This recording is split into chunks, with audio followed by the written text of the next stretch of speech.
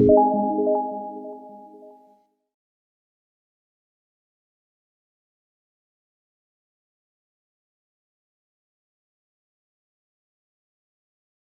desafio que me lançaram foi exatamente falar sobre o que significa terminar com a esclerose múltipla, baseando-se então no artigo que estivemos aqui a analisar, que se chama A Caminho das Curas da Esclerose Múltipla. E, portanto, aquilo que eu vou então aqui abordar e que serve de mote para a discussão é exatamente esta fase inicial, que se centra em duas partes. Uma parte inicial corresponde a pessoas que estão em risco de vir a desenvolver a doença, portanto, mas que ainda não têm a doença, que é esta parte aqui, o window of risk, portanto a pessoa tem um risco aumentado, mas não tem a doença, e depois esta fase aqui subclínica, que é uma pessoa que já terá iniciado a doença, mas está numa fase tão inicial, que ainda não tem sintomas clínicos, portanto é apenas detectada por exames, nomeadamente pela ressonância. Portanto, e é nesta fase que nós podemos então parar, terminar com a esclerose múltipla, não é parar, é terminar, portanto, se conseguirmos atuar aqui nesta fase, conseguiremos terminar com a doença. E isto é apenas uma à parte, não tem nada a ver, mas achei curioso que me lançaram este desafio e em 2009, em setembro de 2009, era eu ainda interna, muito jovem, de neurologia, e também me lançaram este mesmo desafio. Portanto, já passados 13 anos, venho falar exatamente do mesmo tempo. Já nesta altura me lançaram esta questão: será que a esclerose múltipla é evitável? No fundo é a mesma coisa, será que conseguimos parar a esclerose múltipla? Portanto, achei curioso esta coincidência. E, portanto, na altura também, portanto, dissecámos e discutimos esta hipótese: será algum dia veríamos a ser capazes de conseguir evitar esta doença? Ora bem, voltando então aqui ao nosso esquema, nós, quando estamos a falar destas pessoas que estão em risco de vir a desenvolver a doença, as atitudes que nós podemos tomar é no sentido de fazer uma prevenção primária da doença, ou seja, evitar que a doença se venha a instalar. E quando estamos a falar aqui já desta fase subclínica, ou seja, em que o processo de doença já se iniciou, mas ainda não existem sintomas, estamos a falar então já da prevenção secundária. Ora, começando pela primeira fase, da prevenção primária, o que é que será a atuação nesta fase da prevenção primária? Portanto, o objetivo da prevenção primária será prevenir a ocorrência da doença, da esclerose múltipla, na população, nomeadamente através da evicção da exposição aos fatores de risco modificáveis. E quais são os fatores de risco modificáveis? Ora bem, nós temos que esta doença é uma doença multifatorial, que tem um componente genético, portanto, há genes que são conhecidos que aumentam o risco de vir a ter a doença, nomeadamente os genes aqui do sistema HLA, mas sem dúvida que 70% da etiologia da doença resulta de fatores ambientais e da sua interação com os fatores genéticos.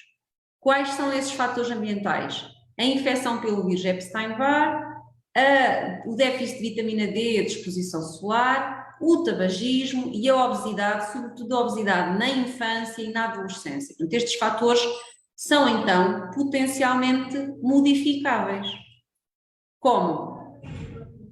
Um deles, portanto, que tem sido muito badalado, é sem dúvida aqui a infecção pelo vírus Epstein-Barr. Portanto, imagino que estejam a par deste artigo que foi publicado agora este ano, em 2022, e que veio comprovar aquilo que nós já suspeitávamos há muito tempo, e portanto, já existiam outros dados que nos apontavam neste sentido, que realmente a infecção pelo vírus Epstein-Barr, sobretudo se sintomática, ou seja, se associada à mononucleose infecciosa, está associada, é um fator fundamental para o desenvolvimento da doença.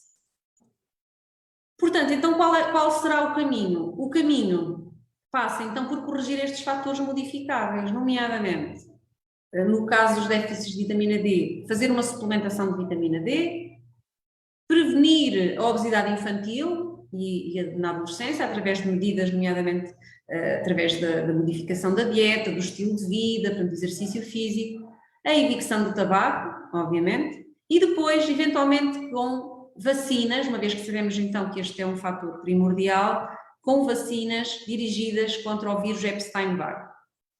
E temos boas notícias porque, na verdade, já existe em curso até ensaios clínicos com vacinas com a mesma metodologia que foi usada para a vacina Covid, com vacinas de RNA mensageiro, e já este artigo aqui presente já é de 6 de janeiro de 2022, em que diziam que a primeira pessoa já tinha sido testada, então, com o vírus Epstein-Barr, com a vacina do vírus Epstein-Barr, perdão. Portanto, estamos então no bom caminho quanto a esta estratégia de modificar os fatores de risco preveníveis da doença. E quanto à outra vertente, a vertente da prevenção secundária, ou seja, atuar naquelas pessoas em que o processo da doença já começou, não é? Mas que estamos numa fase tão inicial, que ainda não existem manifestações clínicas, portanto, foi apenas detectado em exames de diagnóstico. É chamada a fase pré-sintomática da doença. E já existe, esta fase já está descrita, chama-se síndrome radiológico isolado, portanto, em que pessoas que fazem ressonância por outros motivos, por exemplo, imagine uma pessoa que teve um acidente de viação,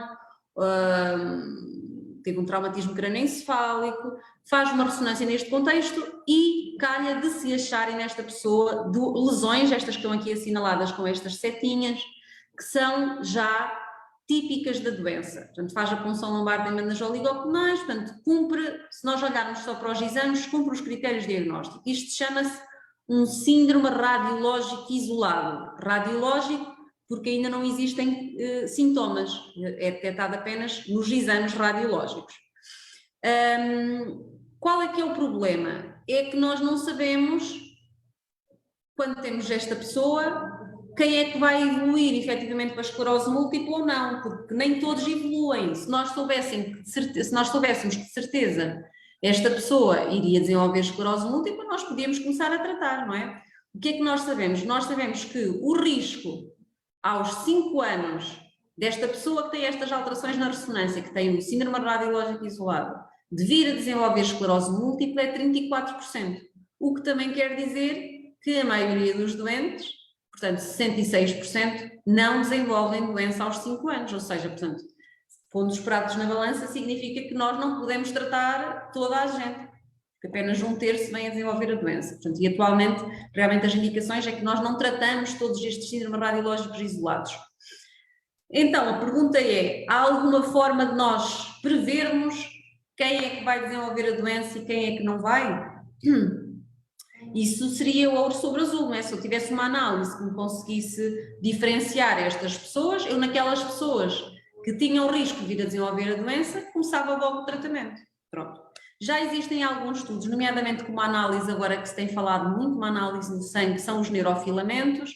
Estes gráficozinhos servem apenas para mostrar, foi um estudo feito na Universidade de Harvard, que, portanto, aqui a laranja estão as pessoas que tinham esclerose, que tinham síndrome radiológico isolado e que evoluíram para a esclerose múltipla, a azul estão as pessoas saudáveis, e o que é que nós vemos? Que as pessoas que evoluíram para a esclerose múltipla têm níveis de neurofilamentos muito superiores comparativamente aos controlos saudáveis. Portanto, esta análise realmente parece ser promissora em distinguir estes dois grupos. E quando olhamos, este é o mesmo estudo, vemos só que estas pessoas foram fazendo as análises ao longo do tempo e que realmente nestas pessoas que desenvolveram esclerose múltipla, os níveis de neurofilamentos foram aumentando, é aqui representado nesta curvinha, que está aqui a aumentar, e atingiu um nível máximo aqui perto do diagnóstico da doença, ok? Portanto, realmente estas moléculas no sangue parecem predizer o desenvolvimento da doença.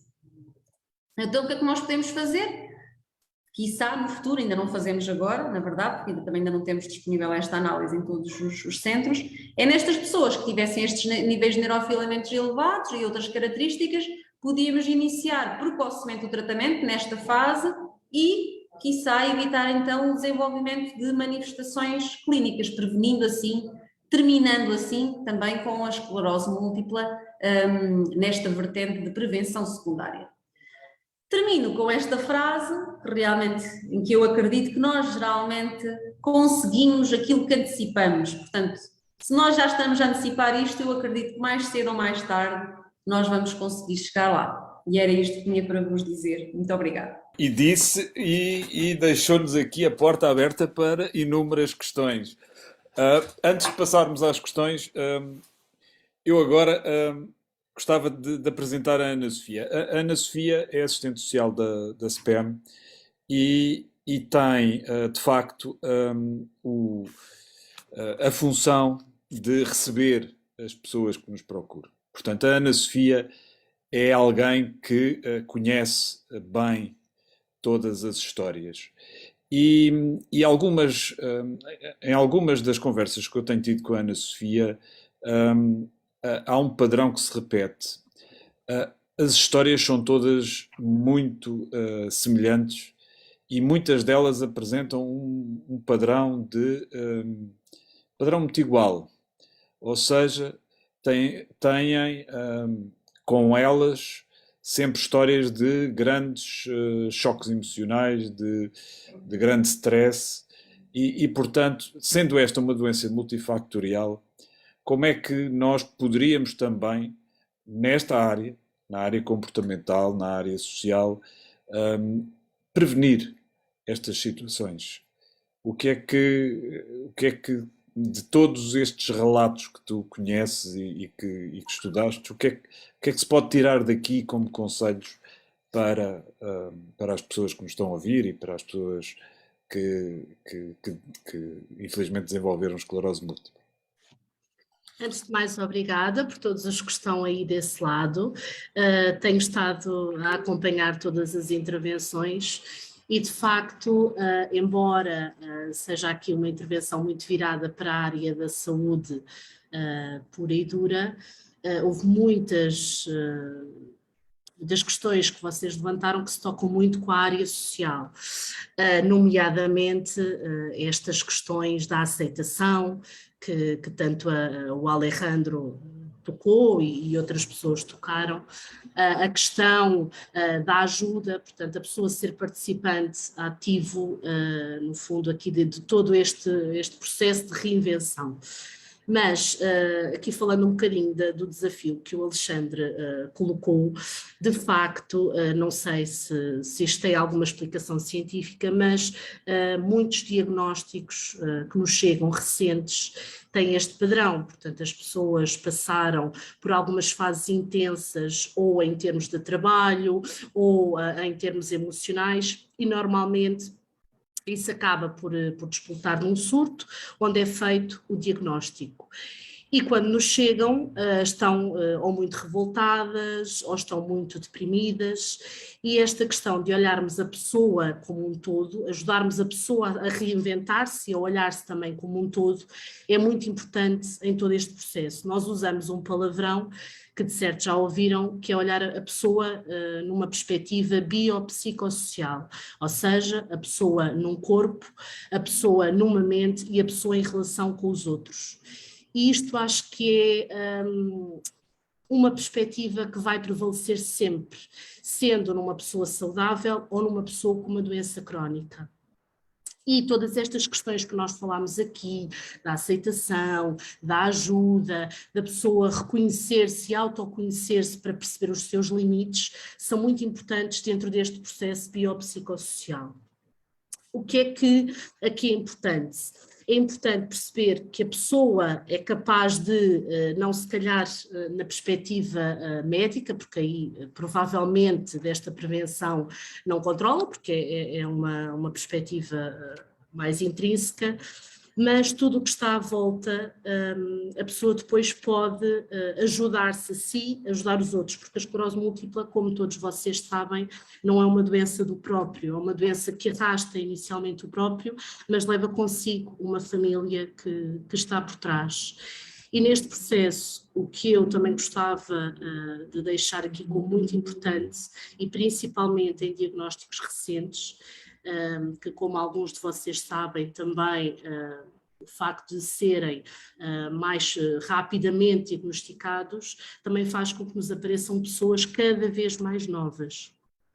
E nesta matéria é muito importante a pessoa reconhecer a necessidade de ajuda, o querer ser ajudado, o participar com um papel ativo neste processo de reconstrução é muito importante, porque esse é o ponto de partida para que se possa ter uma boa qualidade de vida e para que se possa prevenir e atuar e fazer, como a Margarida muito bem disse, transformar a esclerose múltipla, diminuí-la desde o tal monstro, fazê-la com que seja um cão que acompanhe a pessoa e com o qual a pessoa consegue, nem sempre, mas a maior parte das vezes, conviver e aprender a conviver, reconhecendo limites, autoconhecendo-se e também, e muito importante, é falar sobre a doença, não, tal como também a Patrícia falou, como a Margarida também muito bem falou, é uma marca que eu vejo em algumas pessoas com esclerose múltipla, que é terem receio de falar da sua doença,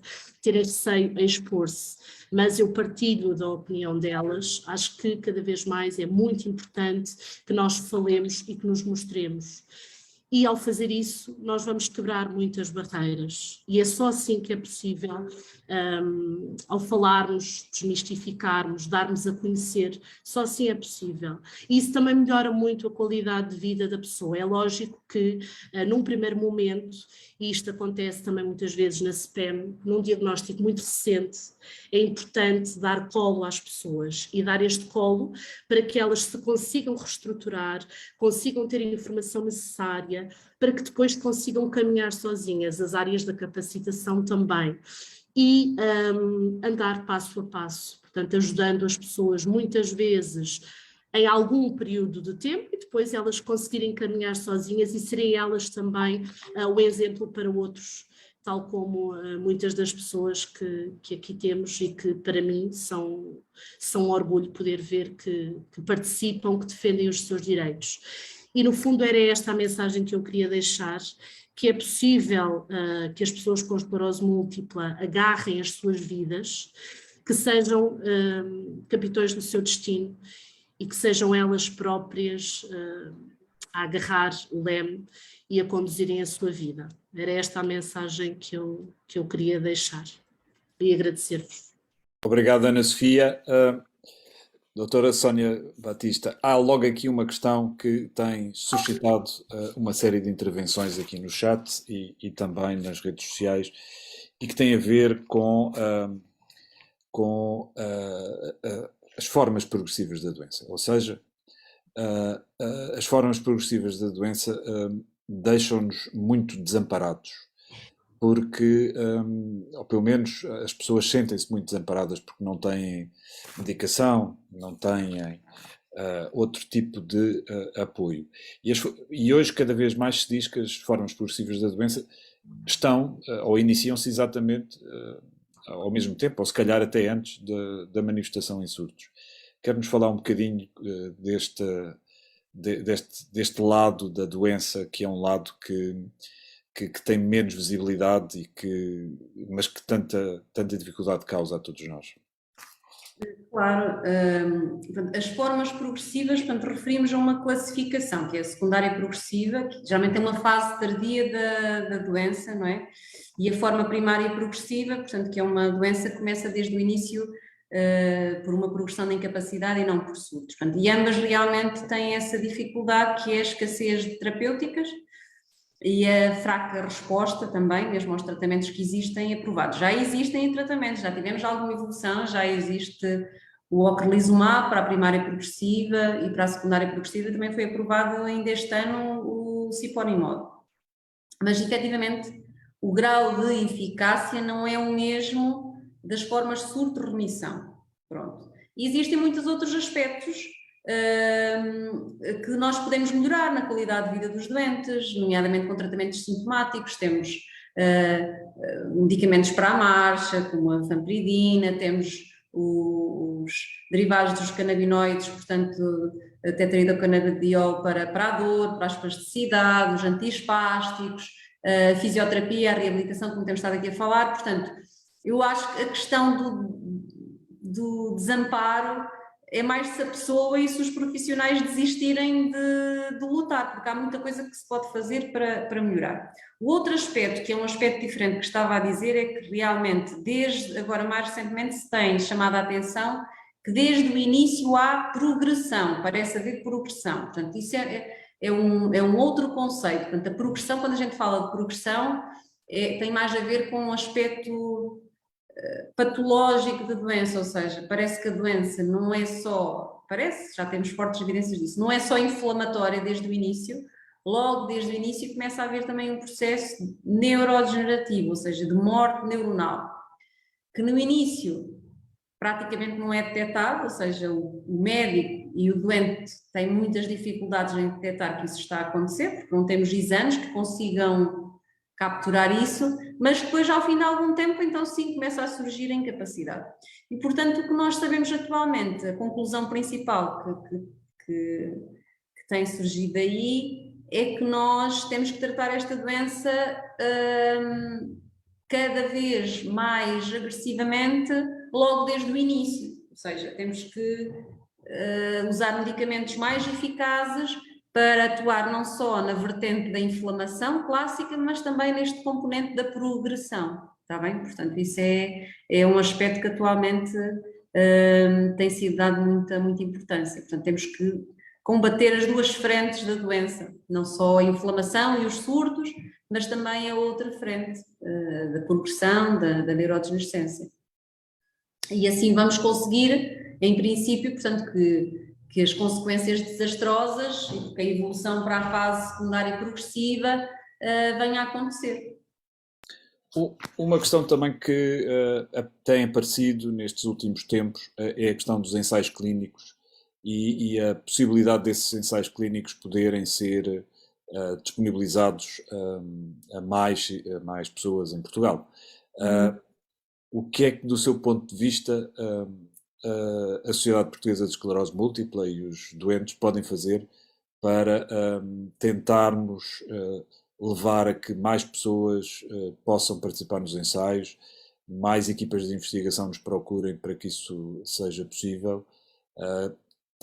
Qual é a sua sensibilidade para podermos, de facto, ter este tipo de disponibilidade de soluções inovadoras, não é? Para todos os efeitos, em Portugal? Assim, nós felizmente em Portugal não nos podemos queixar que nós participamos na maioria dos ensaios clínicos que decorrem a nível internacional.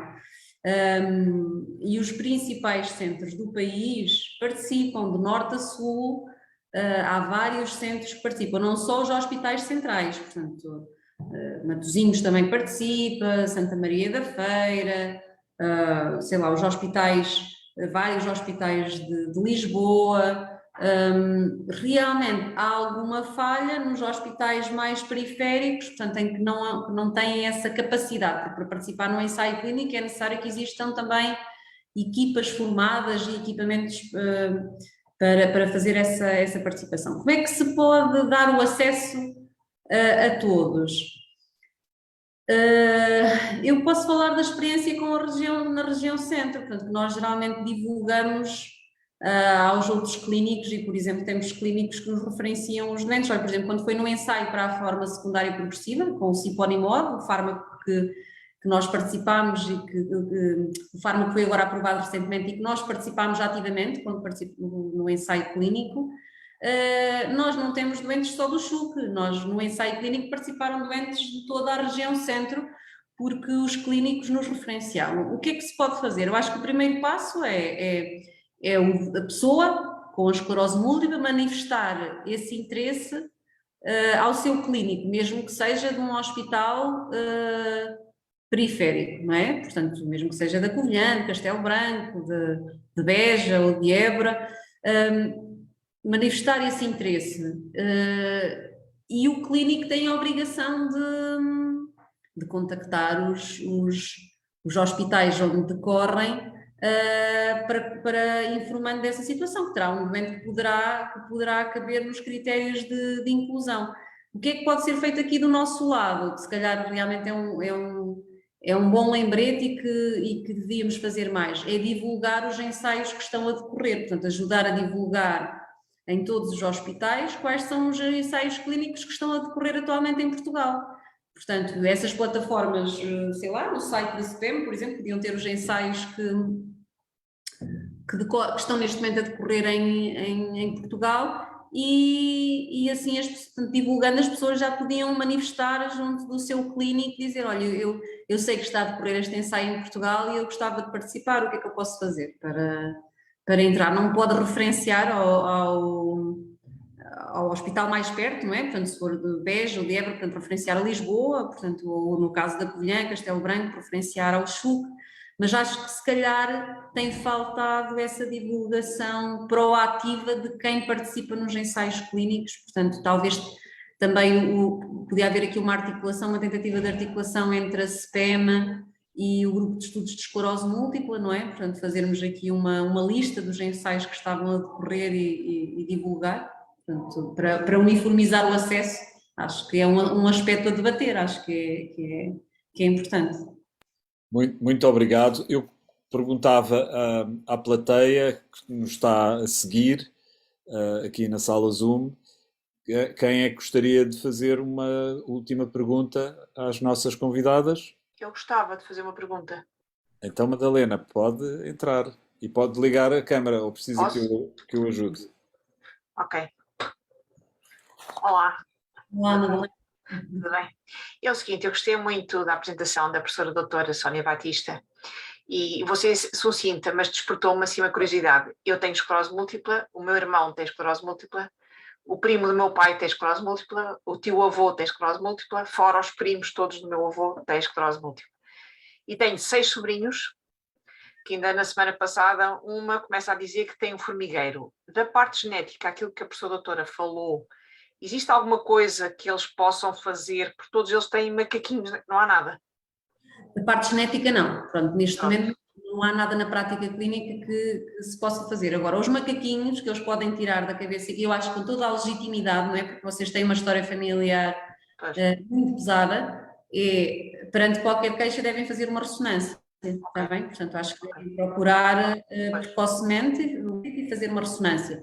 E depois, ter ainda mais atenção, uma vez que vocês têm uma carga genética tão forte, aqueles fatores de risco modificáveis que eu falei, nomeadamente até suplementação com vitamina D ou fazer uma boa exposição ao sol, se são fumadores, deixarem de fumar, cuidar da dieta e a alimentação para evitar, e o exercício físico para evitar a obesidade.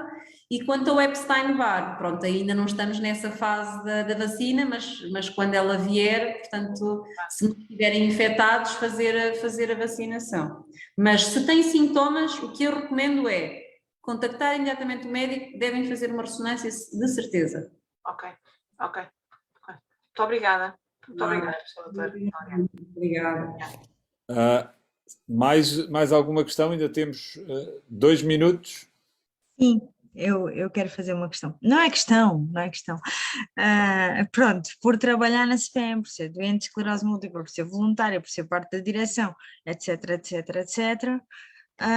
Trabalho com a Sofia, evidentemente, nestas várias facetas e eu da minha parte pessoal estou muito contente, acho que de facto o feedback que tenho tido quando dizem é uma grande evolução e quando aqui há tantas pessoas a dizerem que o meu testemunho tem sido bom, não tem sido só para vocês, é que a questão é essa, a questão é que nós crescemos muito com estes testemunhos, com esta ideia de que a esclerose múltipla, por mais que a gente queira igualá-la a uma asma ou diabetes, que eu entendo perfeitamente que se quer igualar, não é a mesma coisa. E, portanto, eu queria também deixar esta mensagem no dia da esclerose múltipla, que estas pessoas também são guerreiras e que é importante deixar esta mensagem, porque nós vamos nos ajudando uns aos outros e se não houver esta entreajuda é muito difícil, porque nós estamos a combater do mesmo lado da batalha e, portanto, queria deixar esta intervenção não como uma questão, mas como um comentário e também dizer que a CPEM existe para lutar pelos doentes, senão não fazia sentido. este trabalho. E outra questão é que nós não somos doentes só da parte do cérebro e da medula, nós continuamos a ser pessoas, portanto o trabalho holístico com a pessoa como um todo é absolutamente essencial. Isto já foi dito aqui, foi dito no Congresso Saúde Mais Social e é dito 1001 vezes, mas queria reforçar que da parte da SPEM é isso que nós queremos, é que as pessoas percebam que o nosso trabalho é muito mais do que trabalhar com doentes. E acho que isto era importante ser reforçado e dizer também que nós sabemos que há muitas regiões, neste caso o Alentejo, que é onde trabalho mais diretamente, que não há o apoio, não é só médico, as dúvidas são imensas e cada vez os diagnósticos são mais precoces, o que é muito bom, mas também levanta dúvidas muito precoces. As pessoas vêm-se a braços com uma doença, com filhos, casadas, com uma mudança brutal na vida e não têm onde saber o que fazer agora. Nós em Lisboa, e podemos ajudar na parte da SPEM, temos imensas questões que agora são todas digitais, ótimo, mas também temos casos que sabemos que não chega, nós não conseguimos chegar a todos e não chega. Mas também é importante falar aqui deste reforço que é necessário. Eu não digo que tenhamos de ter uma equipa no Alentejo, não é nada disso, mas é importante, e estou a falar do Alentejo, podia estar a falar do centro do país, que se tenha atenção que nós estamos aqui a falar e eu sei que há pessoas que estão no Alentejo e que pensam, pois isso é tudo muito bonito, parar a esclerose múltipla, mas eu nem sequer consigo ter um tratamento adequado. Portanto, é importante também termos esta noção que há muita gente que infelizmente não consegue ainda ter, e eu deixo também o repto para nos contactarem. Obrigada. Obrigado, Margarida. Eu estavas a falar e eu lembrei-me de ver do rodapé da SIC Notícias, que hoje está a passar.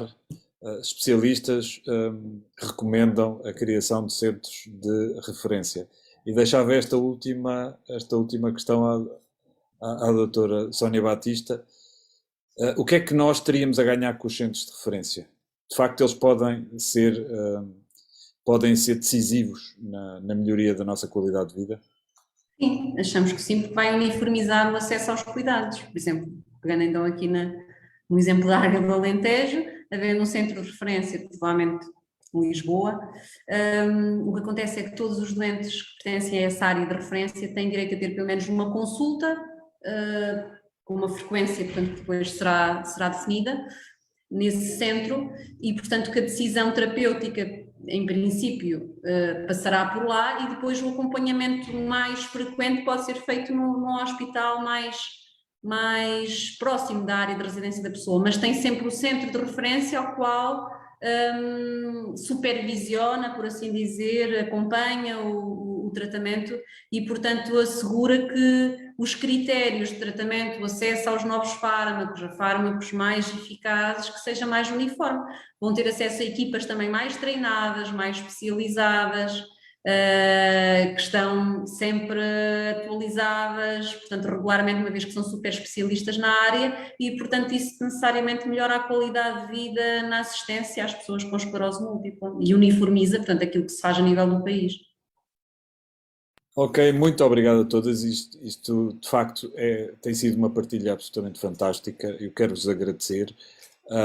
Vamos a caminhar rapidamente para o fim. Muito obrigado, professora Sónia Batista, muito obrigado, Ana Sofia, muito obrigado, Margarida.